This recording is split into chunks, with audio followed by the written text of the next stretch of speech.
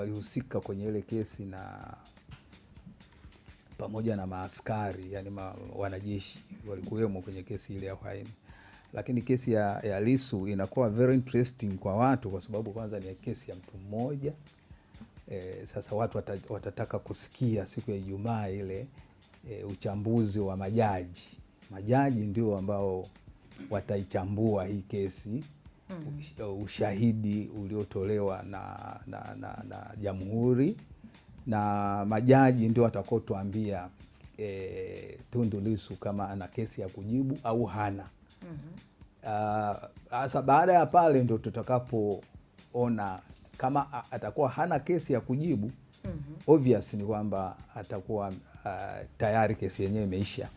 Lakini kama ataambiwa ana kesi ya kujibu, basi Lissu itabidi mashahidi wake nao waanze kutoa ushahidi wao.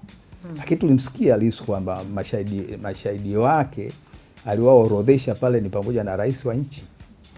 Ameorodhesha rais wa nchi, ameorodhesha makamu wa rais, ameorodhesha waziri mkuu na watu wengine ambao hakuwataja. Kwa hiyo itakuwa kesi bado watu wanashauku kujua mahakama itasema nini, lakini ni kesi naweza nikasema imeingia kwenye rekodi kwamba kwa Tanzania tumewahi kuwa na kesi ya uhaini ya mtu mmoja tu, ambaye unajua kesi ya uhaini maana yake nini? Watu wengi hawajui kwamba maana ya kesi ya uhaini ni nini. Kesi ya uhaini maana yake ni kwamba moja, kama unamuua au ulitaka kumuua rais.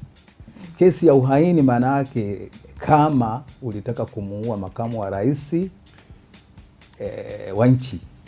Na kesi ya uhaini pia unaweza kufunguliwa kama ulitaka kumuua waziri mkuu.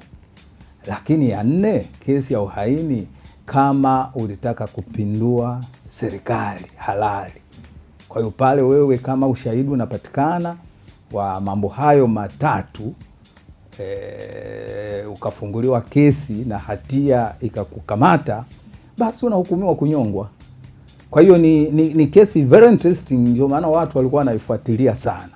Sasa hatuwezi kuingia kwa undani ushahidi uliotolewa kwa sababu kesi bado iko mahakamani, lakini mimi nimebriefu kwamba kesi hiyo ndivyo itakavyokuwa siku ya Ijumaa. Tutasikia sasa kama kesi kama Lissu ana la kujibu kuhusiana na kesi hiyo, au kama hana kuhusiana na kesi hiyo, au kama ataachiwa kuhusiana na kesi hiyo, au kesi itaendelea kama mahakama au wale majaji watatu wakiongozwa na Jaji Ndunguru wataona kwamba ana la kujibu. Kwa hiyo tusubiri, mwenyekiti, tusubiri, kaimu mwenyekiti, tusubiri tuone itakavyokuwa siku ile ya Ijumaa, lakini tusiingie ndani zaidi kwa sababu haturuhusiwi kufanya hivyo. Ila ikiisha, kama itaisha kwa vyovyote vile itakavyoisha, basi tutakuwa huru kujadili. Unawashauri vipi ambao wananchi mimi nadhani labda wanaingilia kazi ya mahakama? Nini ambacho unawashauri? Wasubirie ama waendelee kutoa comment na kuulizia jambo ambalo sio rahisi? Sisi hatuko ndani ya mahakama, lakini kuna watu ambao bado wanafuatilia kwa kuuliza, kwa kujaji. Unawashauri vipi? Unajua kwa nje ukijadili nje huko, kwanza huwezi ukakatazwa kujadili nje. Yaani kwa mfano tukitoka hapa studio sisi tukikaa hapo kujadili atanyongwa hatanyongwa, hiyo inaruhusiwa, wala hakuna tatizo. Mimi naona tu watu na washauri wavute subira, kwa sababu Ijumaa mbona sio mbali. Tutaona kama ana kesi ya kujibu au hana kesi ya kujibu. Baada ya pale tutaona uamuzi wa mahakama utasema nini. Yani kesi ikiisha, mara nyingi kesi ikiisha mnaruhusiwa kujadili mnavyotaka, lakini maadamu kesi haijaisha, mimi ni washauri tu watu kwamba tuvute subira, tuone kama kesi kama Lissu ana kesi ya kujibu au hapana. Ni siku ya Ijumaa, bado siku mbili tu, kesho Jumatano na kesho kutwa Alhamisi. Ijumaa tuko ulingoni. Okay. Unacha kuongezea Kija? Mimi nitashindilia nyundo tu kidogo hapo. kwa mzee wangu. Kutokana na kanuni, sheria na nini, tunajaribu kuona tu ule mwenendo wa kesi ulivyo. Zaidi ya hapo manake hatuwezi kujadili tena. Manake ni mwenendo wa kesi tu ulivyo ndio unavyoonekana, kwamba mashahidi 17 tayari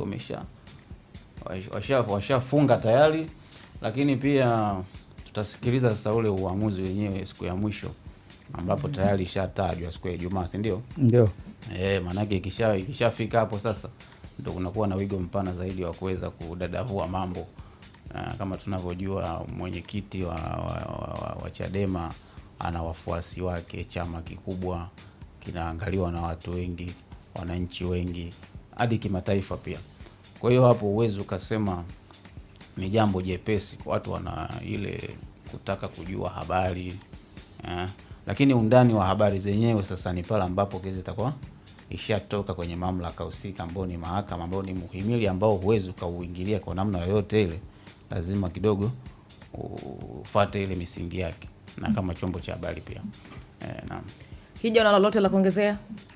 Mimi kwangu naweza nikasema tu kwamba ni muda wa kusubiria, kwa sababu haya ni mambo ya kisheria. Mambo ya kisheria ambayo yenyewe yanaongozwa na sheria. Mnamo Ijumaa ndio siku sahihi ya kuona kipi ambacho majaji watakifanya, kuhakikisha kwamba nini kinaendelea, kwa sababu jana wamefunga, kwa maana kwamba jambo la mashahidi.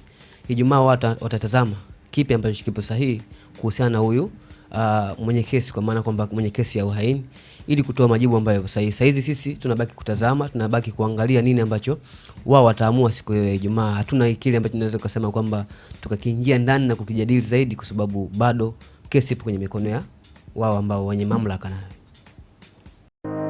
Ili kuwa mwanafamilia bora wa Global TV, usisahau kusubscribe, like, kushare na kucomment. Baada ya kusubscribe, bonyeza alama ya kengele ili kupata taarifa kwa kila video inayopanda Global TV Online.